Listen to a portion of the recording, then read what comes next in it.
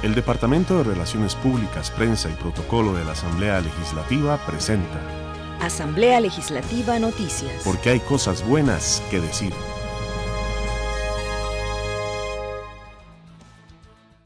Gasto aprueba investigar evasión en impuesto de ventas. Piden cuentas a alcalde de Paraíso por irregularidades en proyectos urbanísticos. Diputados cuestionan accionar de MINAE en Cruzitas y legisladores protegen salario de docentes. Vamos al detalle de las informaciones.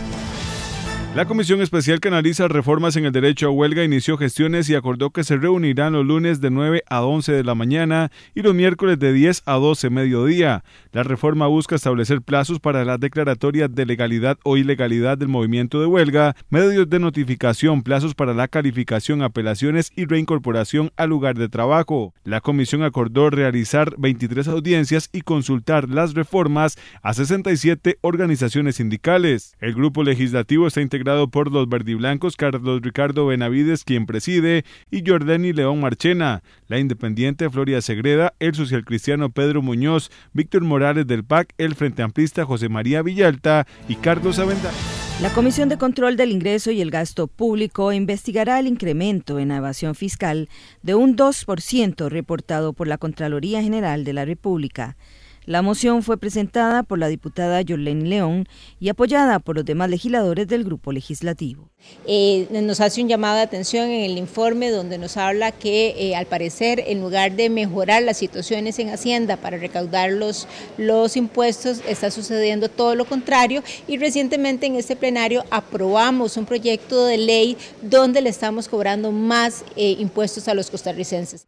Serán llamados a comparecer la Contralora General de la República, Marta Acosta Zúñiga, la ministra de Hacienda, Rocío Aguilar Montoya, y el director general de Tributación, Carlos Vargas Durán. La Comisión de Gasto aprobó además investigar la situación que se vive en Cruzitas con extracción de oro ilegalmente desde el punto de vista financiero. Sobre este tema, la legisladora Paola Vega dijo que podría ser una duplicidad de esfuerzos. Pero me parece que esta moción no corresponde con la competencia reglamentaria de esta comisión.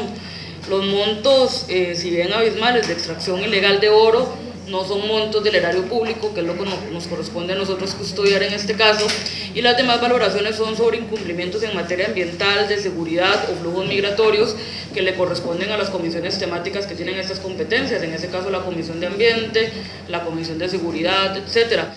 También investigarán las inversiones del Teatro Nacional en consultorías y remodelaciones. Además, dictaminó afirmativamente el informe de subcomisión de la investigación sobre los mecanismos seguidos para las reparaciones que paga el INS por los vehículos asegurados.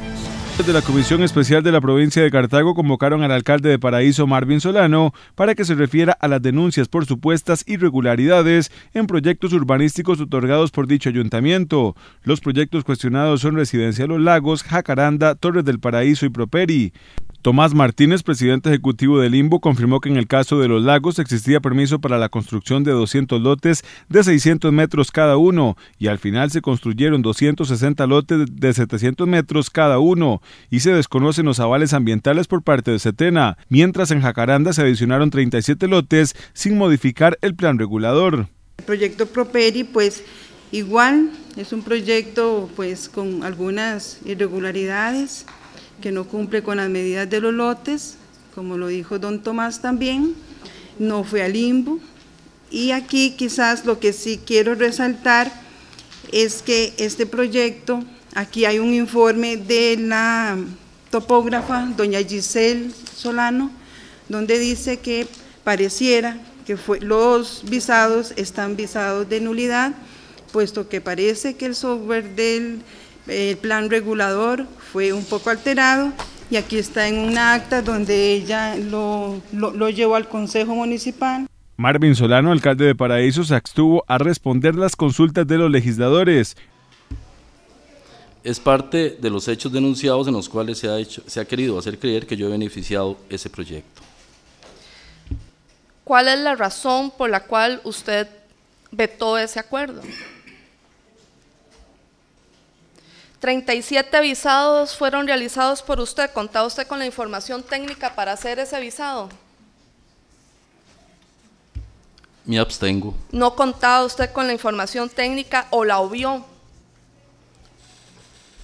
Me abstengo. ¿Cometió usted actos de corrupción o enriquecimiento ilícito en el proceso de otorgamiento de visados de estos 37 proyectos? Me abstengo. Me siento profundamente consternado de la pulpería que es la Municipalidad de Paraíso. Es una pulpería en la que usted, señor alcalde, sin una alusión personal, me parece que su incompetencia, ni siquiera una pulpería puede administrar bien. Y honestamente, usted no contesta nada.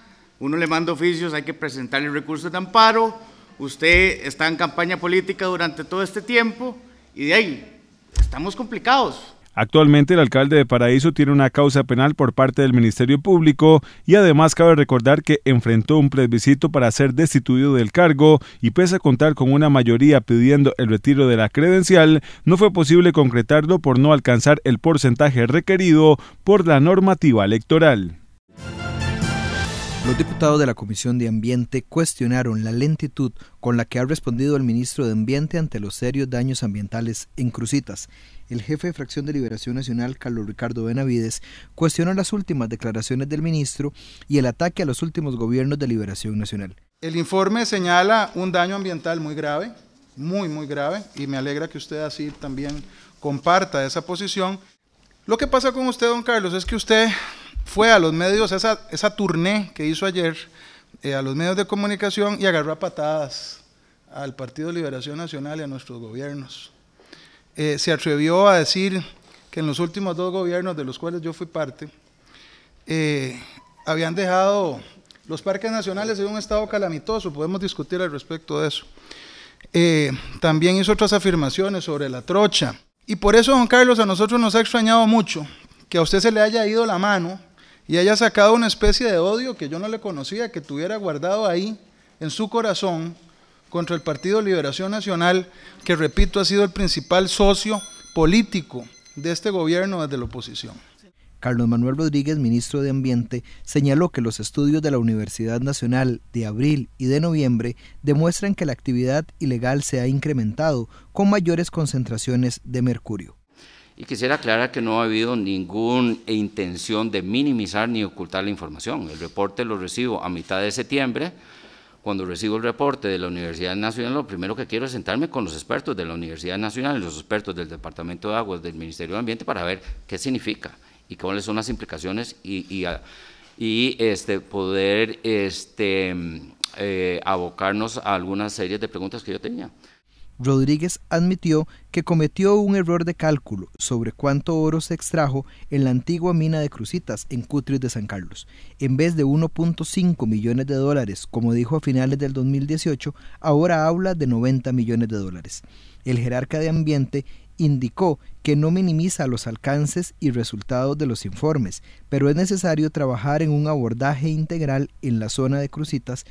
La diputada socialcristiana María Inés Solís pidió al ministro saber cuál es el plan de acción específico para remediar la situación en Cruzitas. Para el ministro, el gobierno ya realiza un trabajo interinstitucional para dar una respuesta oportuna.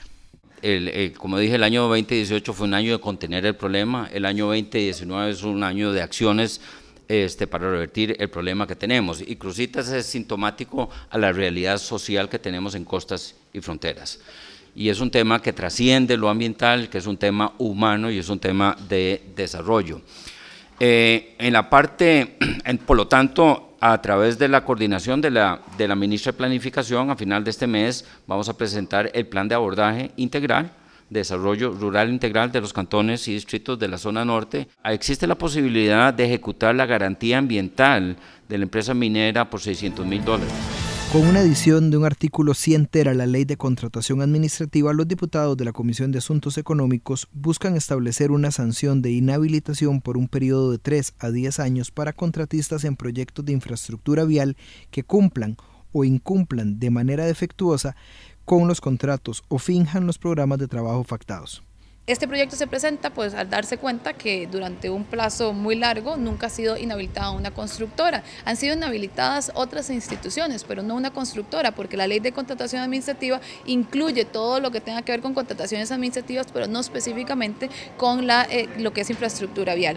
Y uno de los rezagos más grandes que tiene nuestro país es en infraestructura vial. Y no es posible que en los últimos 10 años, el informe que nos envía la Contraloría desde los últimos 10 años, nunca se ha inhabilitado una constructora, y no porque no estuvieran a derecho, es porque legalmente es casi que imposible poder inhabilitarlas por la estructura legal que obligaría a poder inhabilitar. Esta sanción aplicaría para participar en procesos de contratación administrativa desarrollados por la Administración Central, la descentralizada y las municipalidades.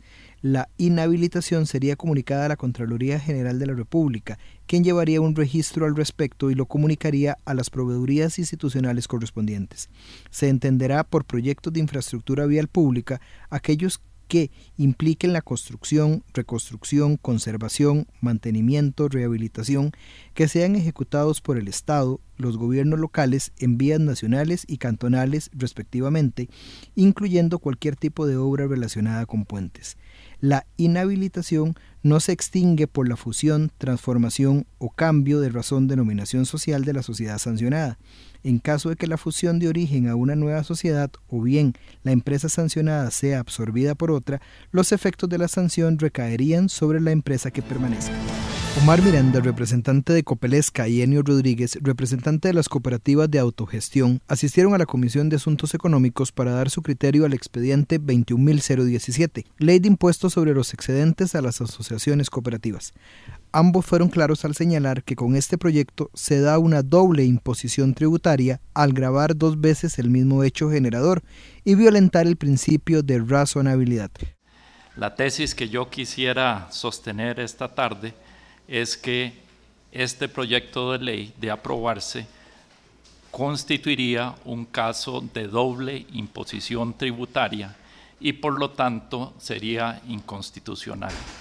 Para el representante de Copelesca, con este impuesto se crearía una distorsión con otros prestadores de electrificación que sí se encuentran exonerados, con lo que se daría un daño a los asociados de dichas cooperativas. La parte normativa contradice la naturaleza jurídica de los excedentes, y esto es muy importante tenerlo muy claro. Los excedentes son saldos a favor del asociado, son ahorros a favor que se generan por las operaciones que realizó el asociado con la cooperativa.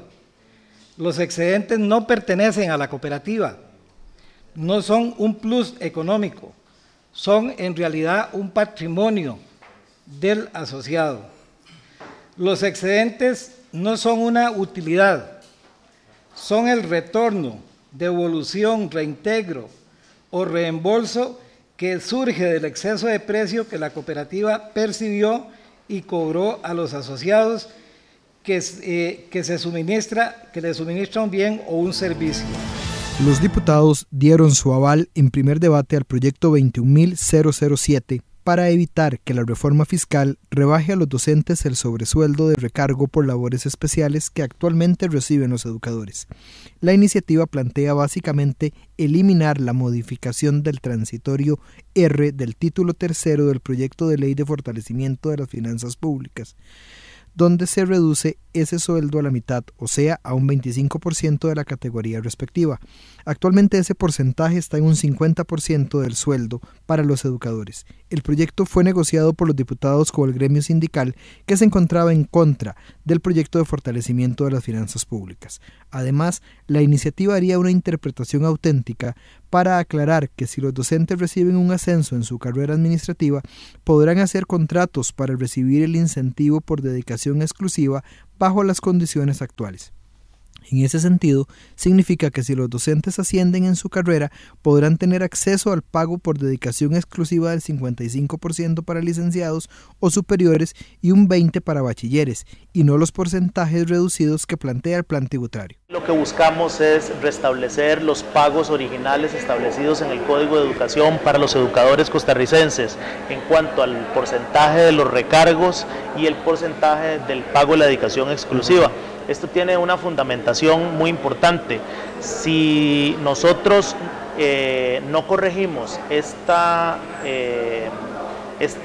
disposición establecida en la Ley de Fortalecimiento de las Finanzas Públicas, crearíamos un desequilibrio salarial a lo interno de los trabajadores del Ministerio de Educación Pública y estaríamos también desestimulando la carrera profesional, en virtud de que si este pago se mantiene como se aprobó en las finanzas públicas, encontraríamos salarios de docentes superiores a los salarios de los administradores de la educación, directores, supervisores de centros educativos, entre otros, y no es conveniente. Igualmente se instaló la comisión especial que analizará el uso de los recursos por parte del Fondo para la Educación Superior y que será presidida por el diputado Wagner Jiménez del PLN y el secretario será el diputado socialcristiano Pablo Heriberto Barca. Integrarán ese foro también los diputados Yorleni León, Roberto Thompson, Mario Castillo, Enrique Sánchez, Xiomara Rodríguez, Patricia Villegas y Eric Steller. El Departamento de Relaciones Públicas, Prensa y Protocolo de la Asamblea Legislativa presentó Asamblea Legislativa Noticias. Porque hay cosas buenas que decir. Si tiene alguna consulta sobre el Congreso, puede visitar el portal legislativo www.asamblea.go.cr. Además, puede seguir las transmisiones del plenario en dicha web a las 2:45 de la tarde de lunes a jueves. En YouTube somos Parlamento CR, en Facebook somos asamblea.legislativa.Costa Rica y en Twitter nos encuentra en @asambleacr.